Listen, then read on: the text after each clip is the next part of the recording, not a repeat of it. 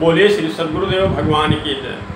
भाइयों, आज कथा है गोस्वामी तुलसीदास जी। जब गोस्वामी तुलसीदास जी ने तपस्या किया, भगवान राम मिले और उसके बाद उनको रामायण लिखने का ज्ञान हुआ। रामायण पुस्तक लिखा गोस्वामी तुलसीदास जी ने, और रामायण की पुस्तक जब लिखा तो इतना तेजी से उसका विकास हुआ, बहुत तेज प्रचार प्रसार हुआ। अब गोस्वामी तुलसीदास जी को अभिमान होने लगा, हमारी लिखी रामायण तो बहुत तेजी से प्रचार हो रही है, हर घर में सुनी जा रही है, कही जा रही है। ये मानकर अब गोस्वामी तुलसीदास जी को बहुत बड़ा अभिमान हो गया। जब अभिमान हो गया तो पहले तो सभी संतों के साथ में भंडारा जाते, संतों की सेवा में रहते, संतों के साथ जाते। लेकिन जब उनका धीरे धीरे अभिमान बढ़ना शुरू हुआ तो क्या किए कि वो संतों के साथ जाना आना भी बंद कर दिया। अब धीरे धीरे क्या करते, जब संत के यहाँ से निमंत्रण आता तो अपने एक शिष्य को के हाथ से अपना खड़ाऊँ दे देते, और वो खड़ाऊँ लेकर जाता तो वहाँ जिनके यहाँ भंडारा होता गुरुजी, वो उनके खड़ाऊँ की पूजा करते और दक्षिणा जो कुछ देते, उसके बाद आते हैं। अब ये है जो है सारे संतों के बीच में हो गई कि गोस्वामी जो है तुलसीदास जो हैं इस तरह से खड़ाऊँ भेजते हैं, और खड़ाऊँ भेज कर जो है उसकी पूजा करवाते हैं।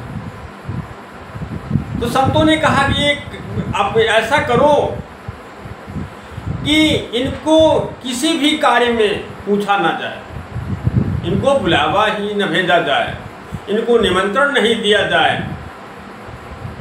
अब संतों ने ठान लिया ऐसा कि अब गोस्वामी तुलसीदास जी को निमंत्रण नहीं दिया जाएगा।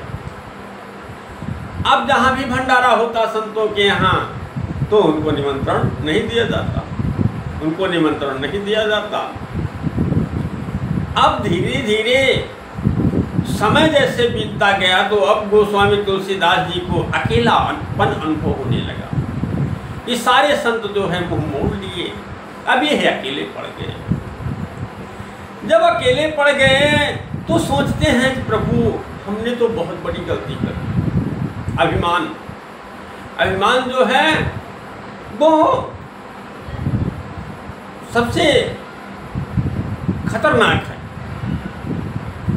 प्रभु जी हमने तो बहुत बड़ी गलती कर दी, अब कैसे ठीक हो, ये गलती का सुधार कैसे हो। तो एक जगह संत का भंडारा था, गोस्वामी तुलसीदास जी अपनी कुटिया से चलते हैं, किसी ने निमंत्रण नहीं दिया था, और गए उस जगह संत के भंडारे में पहुँचे। जब पहुँच गए तो कि कोई भी संत उनसे किसी प्रकार की कोई वार्तालाप नहीं किया।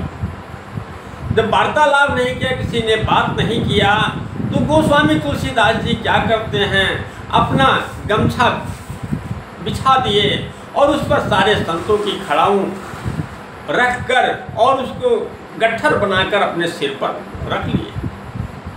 जब सिर पर रख लिए तो सारे संत भोजन करके विदा होने लगे, लेकिन कोई खड़ाऊँ नहीं मांग रहा। और गोस्वामी तुलसीदास जी इसीलिए लेकर खड़े हुए कि कम से कम अपना खड़ाऊँ लेने के लिए तो हमसे बात कर लेंगे, लेकिन किसी ने बात नहीं किया। अंत में गोस्वामी तुलसीदास जी गमछा से खड़ाऊँ निकाल कर रख दिए और फिर चले आए।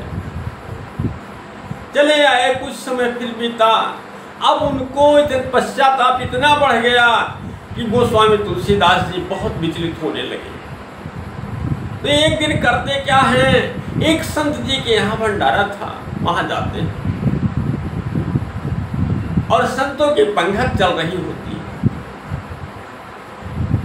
संतों की पंगत में अब करते क्या है कि किसी ने निमंत्रण नहीं दिया था, लेकिन गोस्वामी तुलसीदास जी जाकर पहुँचे और एक संत का खड़ाऊँ लेकर उसके ऊपर पत्थर रखकर सारे संतों के बीच में घुस गए और सबसे भिक्षा मांगकर वहीं संतों के बीच में भोजन करने लगे। तो जितने संत ने कहा आज गोस्वामी तुलसीदास जी जितना टूटे हैं इतना कोई नहीं, फिर से उनकी जय जयकार हो गई। एक दिन तुलसी यत रहे जस जंगल की घास, कृपा हुई रघुनाथ की बाजे तुलसीदास। तो क्रोध, अभिमान, अभिमान किस चीज का करना है? यहाँ क्या है आपका, हमारा क्या है? कुछ भी नहीं है। अभिमान, गर्व किया सोई हारा, प्रभु जी से गर्व किया सोई हारा। एक गर्भ से जल जो कीना, समुद्र था जिसने गर्व किया। कहाँ? ऋषि अगस्त जी जब जा रहे होते हैं तो देखते हैं टिटहरी के बच्चे, टिटहरी पंछी जो है, सारी टिटहरी पंछी इकट्ठा होकर एक चोंच मिट्टी समुद्र में डालते और एक चोंच पानी बाहर फेंकते। अगस्त ऋषि पहुंचे और पूछा, क्यों रे तुम लोग क्या कर रहे हो? तो टिटहरियों ने जवाब दिया कि महाराज क्या बताएं, ये समुद्र जो है बहुत ज़्यादा तपा हुआ है, बहुत गर्व हो गया है इसको, ये मेरे बच्चों को अपने में बहा ले गया है। अब जब तक इसको हम एकदम सुखा नहीं देंगे तब तक हम लोग अन्न जल नहीं करेंगे। तो ऋषि अगस्त जी बोले कि बच्चा तुम लोगों के बस का नहीं है कि समुद्र को सुखा लोगे। तो टिटहरी पंछी बोले कि अगर हम नहीं सुखवा पाएंगे तो मर जाएंगे, लेकिन हम अपना प्राण नहीं छोड़ेंगे।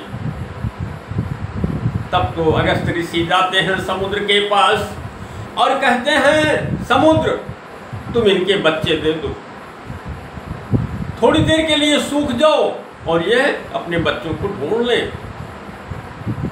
लेकिन समुद्र ने कहा कि जाओ जाओ, तुम जैसे बहुत से संत हमने देखे हैं।